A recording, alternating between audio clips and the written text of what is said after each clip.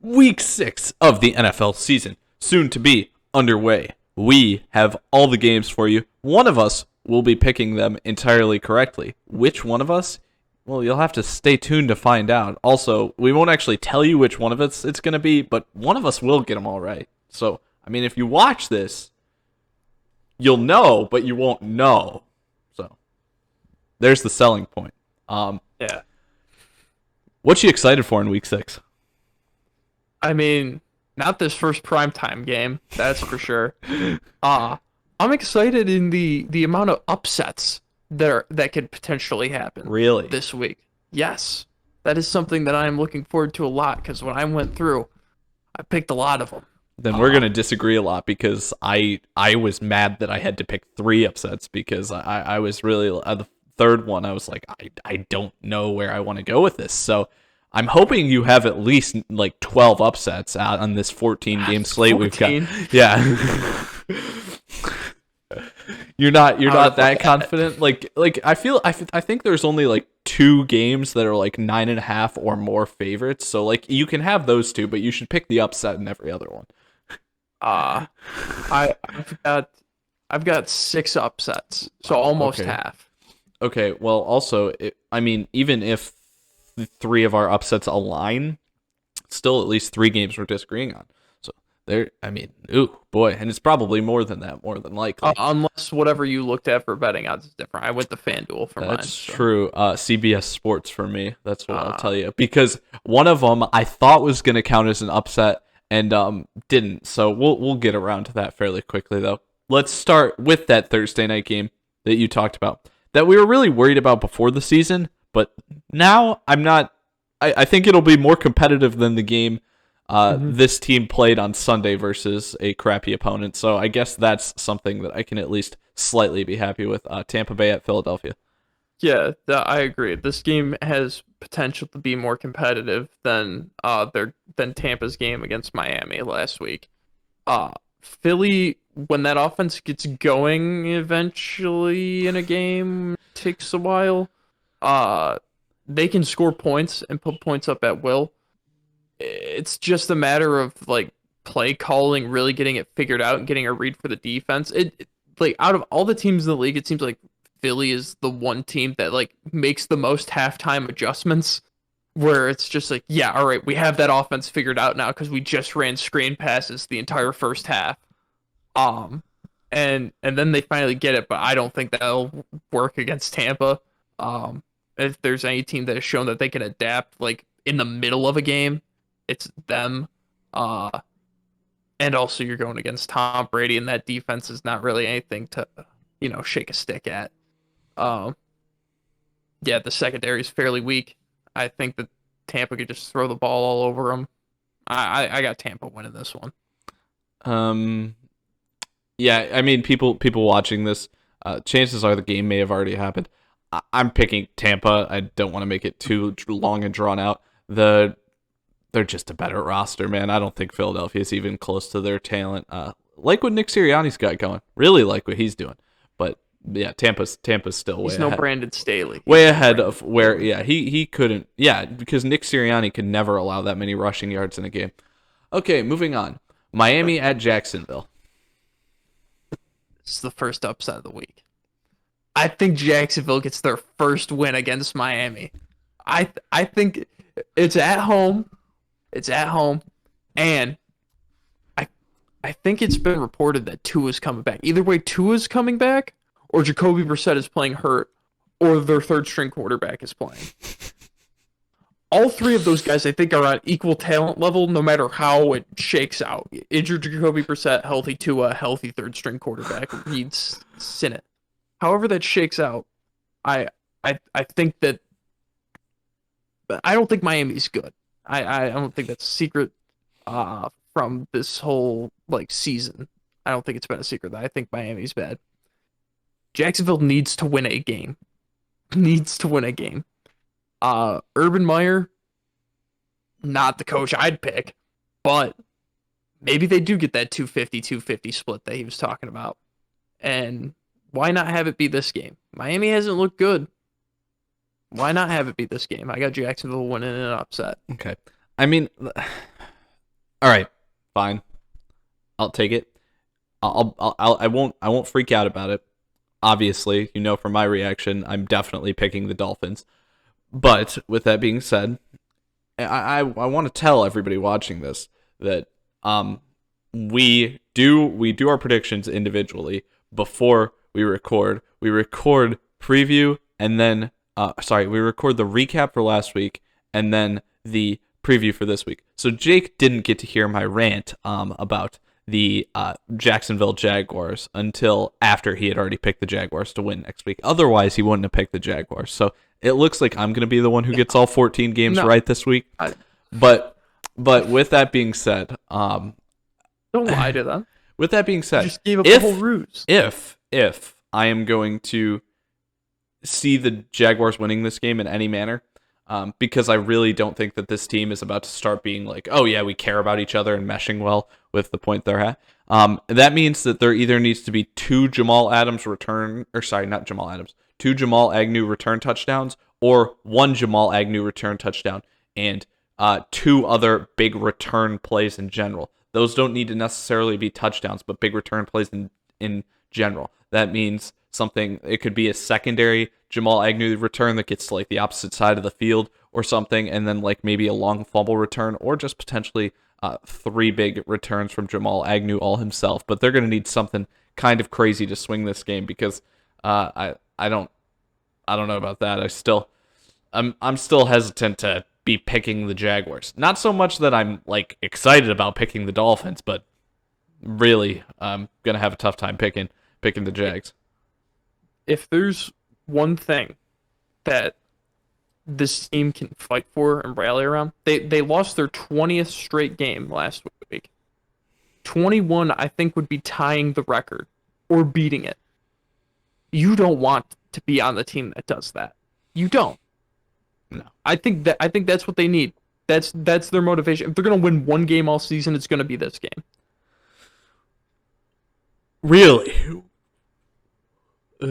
Man, it's okay. I mean, I'd hope for your sake that third stringer is the starting quarterback for the Dolphins then, because I still think Tua and Jacoby are at least competent, even in whatever functions they would be in if they were able to play.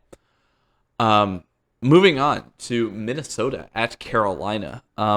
So this is one I'm interested to ask you about. What was the line you saw for this game? I saw it as Vikings +1. So I saw it as Vikings -1. The Vikings were favorited in what I saw. So well, I have Minnesota winning this in an upset. For me. I mean, +1 -1. You can't really consider it an upset or whatever. But it's the team I picked, and I went through and checked the odds for all the games, and that's what I saw, and that's what I'm going with. I mean, if it's a toss-up like that, it really doesn't matter. But in my heart of hearts, it's an upset. I think Minnesota could take care of business against Carolina. We kind of talked in the last episode about how Carolina's a bunch of pretenders. Maybe with that secondary figured out, if Stephon Gilmore, well, he's not going to be playing for a couple more weeks. But CJ Henderson, Dante Jackson, those guys meshing as a unit finally. If McCaffrey's back, that's the main thing I want to get to. If Christian McCaffrey's back and he could play at 75%, I don't know why you'd still want him playing if he's not 100 though. But if he could play at 75% this game, I mean, it's going to be closer than I think it is. But Minnesota's also getting Dalvin Cook back too, so there's that. Yeah, Panthers kind of on a tough streak here. Minnesota, on the other hand, not really on a tough streak, just kind of, doing what I talked about, which is just playing to everybody else's level. So I'm expecting this to be a very close game. I'm going to take Minnesota in the end, though, just because the Panthers are on the down streak. Plus, I mean, I want Minnesota to win more games because this has been our feud all offseason, so I'm obviously going to pick them if I think there's any chance that they can win a game. But But yes, if you would allow me to use your numbers and allow me to pick this as an upset, I would really appreciate it, especially considering Minnesota is the road team in this one and it's basically a pick'em Yeah, game. I feel sure. like it should be an upset game Yeah, because sure. I hate. If it's a pick'em game and the road team and you're picking the road team, yeah, you can have that be an upset. Thank you, because I really felt awful about this. I had to pick a third game for my upset earlier just because I needed a third upset, and it just did not feel right at all. And I'm glad I do not have to do that anymore. um, the Chargers at Baltimore. Yeah, my line for this one was Chargers a +1. So I'm going with the Chargers to win this game in an upset at Baltimore. I mean, Baltimore's secondary, it's beat up, and I think the Chargers can expose that, and I also think Baltimore can keep up with the Chargers because of their lack of run defense. But I think when it comes down to the nitty-gritty, the Chargers can score faster than the Ravens can because they can throw it a lot more efficiently. I don't even know if I can really say that though, because Lamar Jackson has shown he can sling it as of late. But the Chargers do have this tendency for fast scores, while Baltimore does like to chew up clock more uh, for their scoring drives. But I mean, if Latavius Murray, Le'Veon Bell, uh, Lamar Jackson just like can bust off a huge run, then yeah, go for it and have this be another shootout. I would love it if every Chargers game for the rest of the season ends like 40 something to 40 something. The the Chargers and Ravens are two teams that I just talked about in our recap episode, saying these two QBs are playing at the highest level they possibly can be. So don't want to pick against either of the quarterbacks, but who's got the better team playing around them? I think it honestly is Justin Herbert. So I think that the Chargers are going to get this one in the upset too. I was honestly kind of surprised at what I looked at. The Ravens were favored by either 3.5 or 4, which I thought was too much. I couldn't believe they were giving the Ravens that much of a margin with how they've looked as compared to how the Chargers have looked this season. But yeah, I'm taking the Chargers here for that reason. Yeah, that margin's wild. I would think this would be more of like a toss-up game. Yeah, Than... no, I know. I couldn't believe it. But that's definitely the game to watch in the 1 o'clock window, no Oh doubt yeah. about it. Oh yeah. Rams at Giants. Well, I'm gonna keep the upset streak going here. No, I'm kidding. I'm kidding.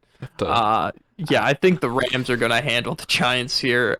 If they still have all their starters out, which I think it's trending in the direction for that to happen, but if not, it doesn't seem like Saquon's going to play. Daniel Jones might still be in the concussion protocol. I think Kenny Galladay has already been ruled out.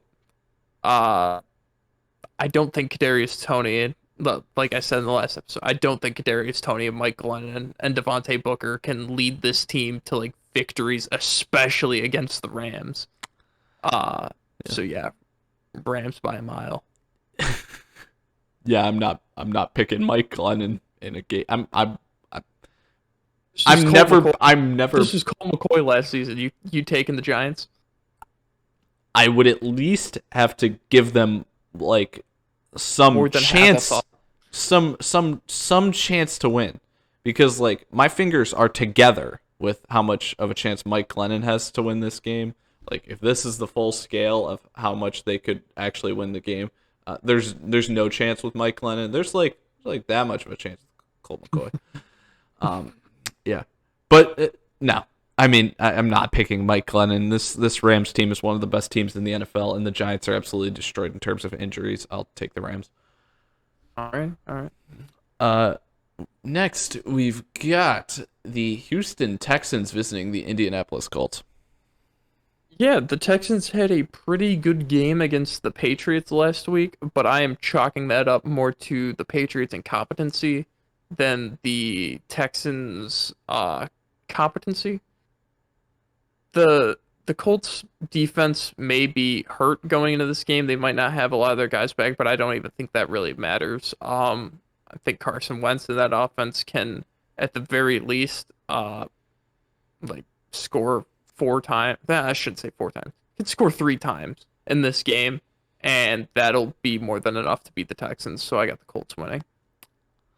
Um, we talk about like each week are like sometimes you just got that feeling game, and it's like this like logically everything should point to the Colts. I mean, there's a few Oh things yeah. you could point to, like the Colts got a the Colts got a short week, one less day of preparation, and then the Texans are coming off a fairly good week against a fairly good team, other than the fact that they blew it late.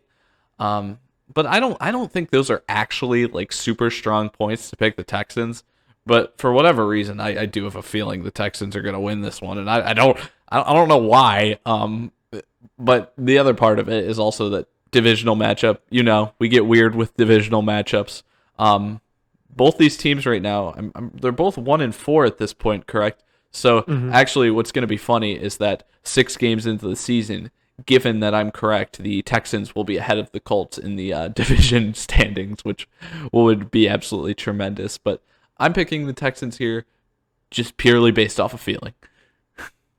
I don't blame you. I've picked a lot of games based off that. Yes. So next game we've got the Kansas City Chiefs visiting the Washington Football Team. I really, really badly wanted to pick the football team in this one. Really, really badly wanted to pick it, but I had to go against that because I just feel like I'm jumping the gun on the Chiefs and just being like, yep, they can't win a game.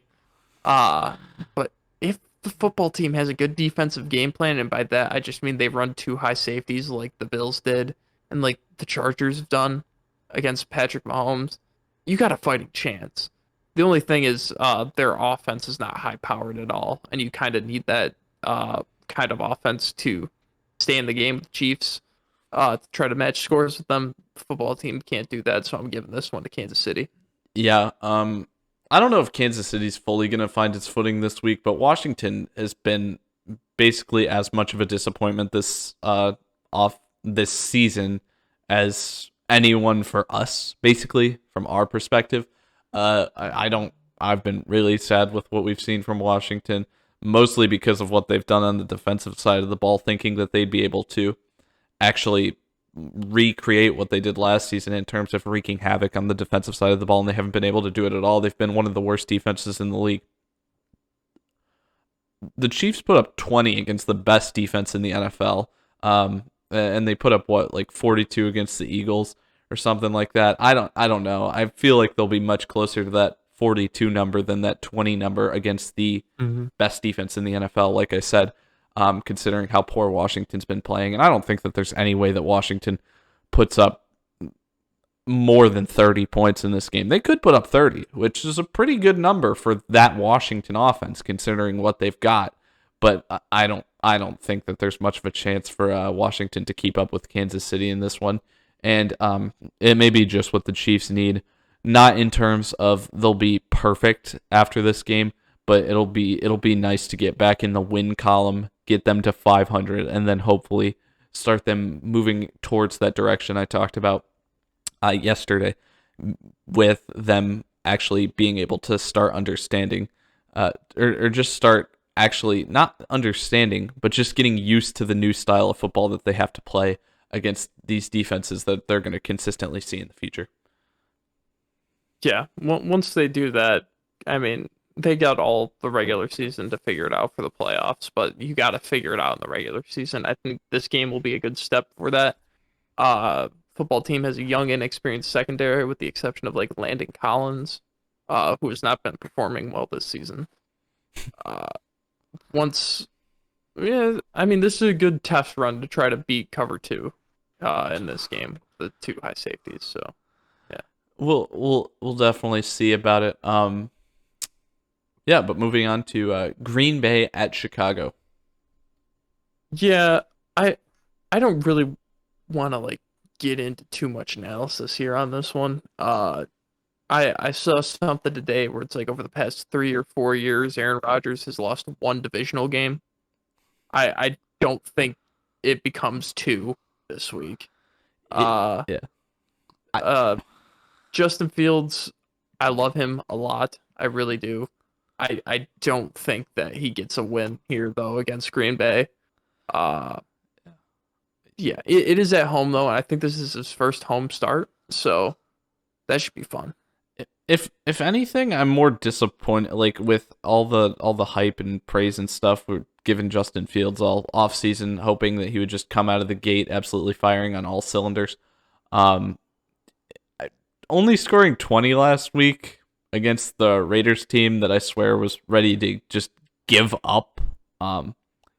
Because they were just like, what is going on with our team right now? Probably not too focused on the game at hand. I just don't. I don't know if I'm too excited about that. And on the other hand, the Packers were in the NFC Championship game last year. I don't see any sort of changing of the guard yet, or really, honestly, anytime soon in this division. I think you're right. Green Bay will continue to roll. Yeah, Matt Nagy seems to have put Justin Fields into like a game manager kind of role. At least that's how it looked in the last game when I went back and watched it, and when I was watching it live. It's just like, yeah, a lot of handoffs, and then some shallow play action crossers to like just get him going. Not anything too hard. And I think that's exactly what he wants. So you just point and be like, Andy Dalton could do this. Yeah. Yeah. So you need to do it, Justin. Yeah. Cincinnati at Detroit. I have to be honest. I have not ever wanted to pick a team more. And I bet you held back on it, didn't you? Yeah, you didn't. I didn't. If I'm going to let Jacksonville get their first win of the season, you better bet I'm letting Detroit get their first win of the season too the same week. The men are ready. They've seen Dan Campbell cry. They're not going to let him shed another tear after last week. Well, after this week, then maybe. But it'll be tears of joy after this game. Beating a formidable foe in Cincinnati, coming to Detroit, playing them at home. You got Dan Campbell. You're gonna have one pride there, which I think that's what the Lions call their fans. But we were in there. We heard that dome. It was deafening with just a preseason crowd in there. It's gonna be loud for Joe Burrow. He's not gonna know how to handle it. He practices in Cincinnati. They don't even have like an indoor practice facility there. He doesn't know. Does Joe Burrow even know how to play inside? I don't know. So we're gonna find out. And Dan Campbell's gonna get his first career win as a head coach of the Detroit Lions. Name 3 players for the Detroit Lions that will either or, okay, will be playing in their secondary Sunday or their defensive line. Michael Brockers. Ifeatu Melifonwu. I'm really taking the Bengals. Okay, Okay, moving on. Arizona at Cleveland. This might be a little hot take here, but I mean I've been doing it, and also this isn't an upset either from what I saw. But if what you saw has it being like a major upset, then I'll change it. I got Cleveland winning this one. At home, giving the Cardinals their first loss of the season. Larry Sonka is going to be able to smoke that cigar after this week. Dolphins still remain the only Perfect team. lossless team. Yep. Yeah, I'll just phrase it like that. Lossless team in NFL history. I don't know why. This is just a gut feeling game, really. For me, like it just seems like it's about time after that performance last week from them, from the Cardinals. I don't know. I think Cleveland could win this one. Last week, I said, "Yeah, Arizona's the only team left in the NFL that's undefeated." And I don't really think I should pick against the team that's undefeated. The only undefeated team left. Yeah, I'm picking Cleveland. I didn't know. I have to say, Arizona fans, I did not know Cleveland was your next game. But you're going to Cleveland, and even though I think your team will still win a lot of games, you had some trouble going to Jacksonville, which makes me really hesitant to believe that you're going to be perfect going to Cleveland. And I still think Cleveland's a really good team. And the other piece of this is that I feel like Cleveland's record right now is making them look a lot worse than they are. And I don't like the idea of them falling to 500, correct? Because they're 3-2 at this point. Mm-hmm. Yeah. So I'm not. Yeah. No, I'm picking Cleveland because I don't think that they're going to drop to 3-3 at home. Okay. I agree. Dallas at New England. Yeah, this was kind of a tougher game for me to pick here. I mean, New England hasn't really looked that good, but they did look good 2 weeks ago when they played Tampa Bay at home. They're playing against Dallas, who, I mean, in their own right, did have Tampa on the ropes week 1. But I do think that Brady game is going to be an anomaly for the Patriots this season. It's like they focused on that game like it was the Super Bowl. And now I think everything after that, especially losing it, kind of deflated the air in their tires. And I mean, Dallas has been on a roll, and I'm not going to bet against one of the hottest teams in the NFC right now, especially going up against a young, inexperienced team in New England. Yeah. The Patriots are not prepared to keep up with anybody that's putting a ton of points on the board. I don't really see much of any team stopping Dallas now. If Bill Belichick puts together a game plan that's able to, I'll honestly be surprised. I'd be really impressed by that. But I think the Patriots are. It's not like the Bucs matchup where it's a guy he's known forever, and he can use all sort of secrets that he has kept in his back pocket to use against him to be able to keep the game close, even when his team is completely outmatched. These teams don't really know each other very well. And I think Dallas is just the better team, so there's I don't see a real way that New England is able to, put something together that's able to allow them to come in and upset Dallas. Dallas is on a roll. I don't see New England stopping it. Mm-hmm. Yeah, feels like we're moving pretty well today, but we're on to Las Vegas at Denver. This is my lock of the week. Wow. I'm locking in Denver to win this one at home. Okay. Vegas, a lot of turmoil going around in there, and I know what you said that you think that this might help the team out. I do agree with that. I do agree that it might help the team gel a little bit more, not having Gruden there anymore. Maybe want to play for these guys. I think it's going to take a week, though.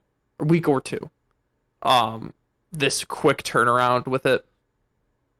Special teams coordinator is now coming up, and I think it was assistant head coach, something like that. I don't know. Whoever took over as head coach now, I think he's going to need a week or two to adjust. And Denver, they're going to want to bounce back after that loss to Pittsburgh, who, I mean, Denver isn't really that great of a team. I think that's been proven, especially when you lose to Pittsburgh. I shouldn't say that the Bills lost to Pittsburgh. But I think the Broncos can win this game, and not handily. I don't think so. But none of our locks are like handily wins. I do think that they can win this one in a close one though, and I'm locking them in to win it. Yeah. So this, I will tell you, this is the game that I was almost forced to pick the upset in, just because I did say to you before that this may turn the Raiders around. I don't want to shut the door on that completely. I think there's like a 20% chance that happens, but 80 is still bigger than 20. And I'm leaning towards the idea that won't happen. I feel like there's some people who have just like taken the Raiders and been like, okay, well now that they lost their head coach, they're completely written off for the entire season. No, this team started 3-0, and they kind of started 3-0 for a reason. They played some decent competition in that, and the last 2 weeks, I can't say for week 4 as much, but week 5, obviously, I'm not going to chalk that loss up as a real loss. In terms of like the talent or something of the team was bad. That's just a crazy situation that like never happens, and I'm gonna say that that's the reason that was the loss. So let me look at this team like they're a 3-1 team, but they do have a new coach, which may be a little tough. So they're a good team with an interesting coaching situation. So they're hard to pick for, and I think you're probably on the same page as me, picking Denver because just they're not going to be completely prepared to have to deal with a little bit of a new system. I mean, it'll be the same system, but different people running the system will change it up, and that'll be hard to get used to. So I'm picking Denver for that reason. But please don't write these guys off completely like I feel like some people already are, because they have a winning record right now. I don't think you can completely write them out of anything. Yeah, I have a better record than the Chiefs. Yeah, exactly. So yeah, then we've got a Sunday Night Football that should be LAC at Baltimore, but instead it is Seattle at Pittsburgh. Do you remember what I said to you about this game when the schedule first released and we talked about it? I feel like we said the same thing. I said that this is going to be a game that when it happens, all that Al Michaels and Chris Collinsworth are going to be talking about is, we expected a lot of better things out of these teams at this point in the season, but right now they're just in the toilet. And I can't wait to just hear those two old farts talk about that the whole game when Geno Smith goes toe-to-toe with Ben Roethlisberger. You're going to watch this garbage? I don't think... Yeah, I am. I am, because I have Seattle upsetting Pittsburgh at Pittsburgh with Geno Smith. I don't know why I'm surprised by that. I should have seen that coming. It's an upset for you. That's why you need to watch it. Yeah, I'm not ready to pick Geno Smith going into Pittsburgh. Actually, I don't even need to say that. I'm not ready to pick Geno Smith. But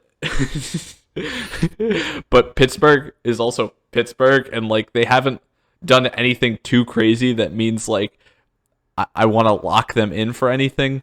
But yeah, these are teams that I guess probably will produce a decently close matchup by the end of the game. But I don't know if it'll be interesting at all. I feel like it's going to be a really boring game. And I'm also the type of guy that's usually okay with defensive battles. But I don't think this is going to be a defensive battle I want to watch. If a team wins this game 20-17 or something, the defense that's good isn't actually going to need to be defensive players playing well. It's going to be the fact that Geno Smith is starting for the Seahawks and is not running Seattle's offense effectively, and Big Ben is doing what he's done in recent years, which is just basically always not running the Steelers' offense effectively.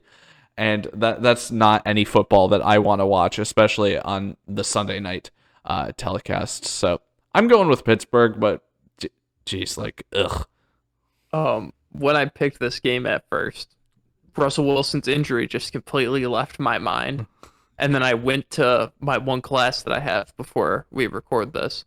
I came back and I sat down and I looked at the game and I was like, Geno Smith's the quarterback for this team. And I still picked him. Yeah, we're rolling with that. I'm still confident that he can beat Pittsburgh. I'm glad to hear it. I hope you're right. I mean, it's more fun than Pittsburgh beating Geno Smith, because beating Geno Smith, it's whatever. Geno Smith beating you though. Bills at Titans. Yeah, I mean, Buffalo cemented themselves as one of, if not the top team in the NFL. They're going to Tennessee, a team that has struggled the past couple of weeks to take care of business against middling teams and bad teams for that matter. But Tennessee has one thing that these other teams that Buffalo has played against doesn't have, and that's a Derrick Henry. That is this very efficient run game play action that they really have not seen much from these other teams. The defense for Tennessee might not be there. But if you can go score for score with the Bills, I mean, we've seen it. They have these hiccups where drives just end. I mean, Stephon Diggs drops the ball on a comeback, run, pass, play call on a drive by Brian Dable. Doesn't work out. I mean, I'm going with the Titans here in an upset to beat the Bills. I like that you're actually trying to to make our team sound bad when we're doing well. because it's like when we get annoyed, we get really annoyed. But that's just so casual about it. I just know it's the fake. I know it's fake. But Not fake. If it's fake, why'd I pick it? Why did I pick it? Yeah, yeah. I am very intimidated by Derrick Henry. You know, the Bills have had a lot of trouble with him. You know, I mean, he usually rushes for 200 yards every time he plays against the Jaguars. And, you know, he's gotten to like 150 over the past 3 games he's played against the Bills. So, I mean, that's pretty scary. And, you know, Saving it up. The receivers, apparently us talking up the receivers all offseason meant that once we got to the season, they wouldn't be able to do anything. If the receivers can't do anything, and Derrick Henry hasn't been able to do anything for this team when he has played against the Bills, at least, this means that this game is going to be completely on Ryan Tannehill. The Bills are rolling way too much for, I really feel like, almost anybody to slow them down. When they slow down, it's going to be their own fault.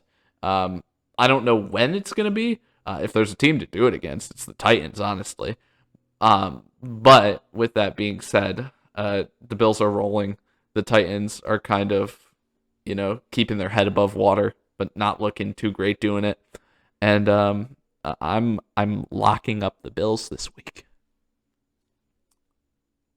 I'm not supposed to do that. You just sealed the deal for the Bills to lose here, and also for me to get this fantastic, delicious upset. So thank you. Listen, yeah, you're so excited. You're gonna be. I know that if Monday night comes around and the Titans win this game, I know you're gonna be so happy. You're right. I have no idea. I have no idea why. On the week then, so. I mean, you picked Jacksonville, so it's a hard place to start from. But alrighty, yeah, we kind of did this one really efficiently. I mean, helps that there were less games. What's gonna make you look stupid this week? If Kansas City can really not get it together.